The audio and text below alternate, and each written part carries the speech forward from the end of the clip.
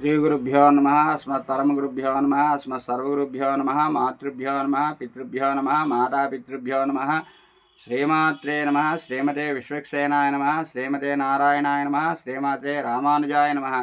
श्रीमात्रे नमः। ज्ञानानन्दमयं देवं निर्मलस्फटिकाकृतिम् आधारं सर्वविद्यानां హయగ్రీవం ఉపాస్మహే. నిన్న మనం చెప్పుకున్నటువంటి శ్లోకంలో 8వ శ్లోకంలో దేని గురించి తెలుసుకున్నామంటే, అమ్మవారు కదంబవన వృక్షాల మధ్య పూల తోటలోని మణులతో కూడేటటువంటి నివాసంలో ఆవిడ పరమశివుణ్ణి పానుపుగా చేసుకొని నిల్చున్నది అనేది ఇది ఒక ఆ ఉపాసకుడు, దేవి ఉపాసకుడు ఎవడైతే ఉంటాడో ఆ దేవి ఉపాసకుడు తాలూకా మనసులో ఆ విధంగా ఆవిడ ఉన్నది అని చెప్పారు. ఇవాళ మనకు ఉండేటటువంటి 6 చక్రాలు, షట్చక్రాల్లోని ఎక్కడెక్కడ ఏమిటేమిటి ఉన్నాయి అనే దాని గురించి కూడా చెప్పుకుంటూ వచ్చారు. అంటే సూక్ష్మ ధ్యానాన్ని గురించి నిన్న చెప్పారు. ఈ కుండలిని శక్తి దేవి రూపంగా ఉండేటువంటి దాని గురించి ఈరోజు చెప్పుకోబోతున్నాం. మహీం మూలాధారే కమపి మణిపూరే హుతవహం స్థితం స్వాధిష్టానే హృదిమరుతమాకాశముపరి మనోపి భ్రూమధ్యే సకలమం అపి భిత్వా కులపథం సహస్రారే పద్మే సహ రహసి పత్యా విహరసే. మూలాధార చక్రమునందు అంటే మనకి గుడస్థానం చెప్పుకున్నాం. ఇడా పింగళ నాడుల మధ్య వెన్నుపూస అని అంటాం, దాన్నే వెన్నుపాము అంటాం. దాని కిందనే ఉంటుంది మనకి ఈ మూలాధార చక్రం.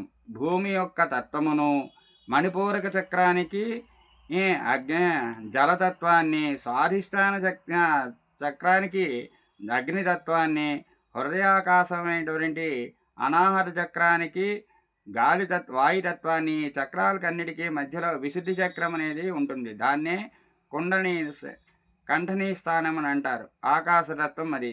ఈ భ్రూమధ్యమునందు ఉన్నటువంటి ఆజ్ఞాచక్రంలో మనకి ఏమిటండి ఏంటంటే మనస్తత్వం, సకలమైనటువంటి అన్ని మార్గాలకి కుల మార్గమైన సుషుమ్నా నాడి నా మార్గాన్ని అన్నింటినీ కూడా ఛేదించుకుని వెళ్ళి సహస్రారాన్ని చేరుకోవాల్సి ఉంటుంది. ఏకాంతంగా పత్యా విహరస, అక్కడ సదాశివునితో నువ్వు విహరిస్తున్నావమ్మా అని చెప్పడం జరిగింది. మూలాధార చక్రంలో భూమితత్వాన్ని, మణిపూరక చక్రంలో ఉరగతత్వాన్ని, స్వాధిష్టాన చక్రంలో అగ్నితత్వాన్ని, అనాహర చక్రంలో వాయుతత్వాన్ని, విశుద్ధి చక్రతత్వంలో ఆకాశతత్వాన్ని, ఆజ్ఞాచక్రంలో మనస్తత్వాన్ని సుషుమ్నా మార్గంలో ఛేదించి సహస్రార పద్మానికి చేరుకుంటుంది అని అంటే ఇక్కడి నుంచి మనకి ఇలా చిన్నగా వెళ్తుంది. అందుకనే ధ్యానం చేసేటప్పుడు మనము నడుమును స్థిరముగా, స్ట్రైట్గా, నిలువుగా ఉంచి ధ్యానం చేస్తే మనకు ఉండేటటువంటి అన్ని చక్రాలని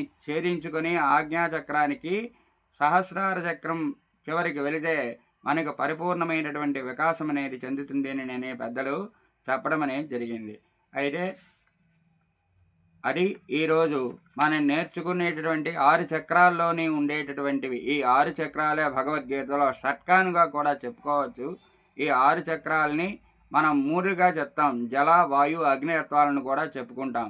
అలాగనే 3 గుణాలు సత్వ, రజస్, తమో గుణాలను కూడా చెప్పుకుంటాం. అలాగనే మనకి ఉండేటటువంటి ఆధ్యాత్మిక, ఆదిభౌతిక, ఆదిదైవిక అనేటువంటి వీటి గురించి కూడా చెప్పుకోవచ్చు. స్వస్తి స్వస్తి ప్రియాభ్య పరిపాలయంతాం న్యాయేన మార్గేణ మహీం మహేశాః. గోబ్రాహ్మణేభ్యः శుభమస్తు నిత్యం. లోకాः సమస్తాः సుఖినో భవంతు. స్వస్తి.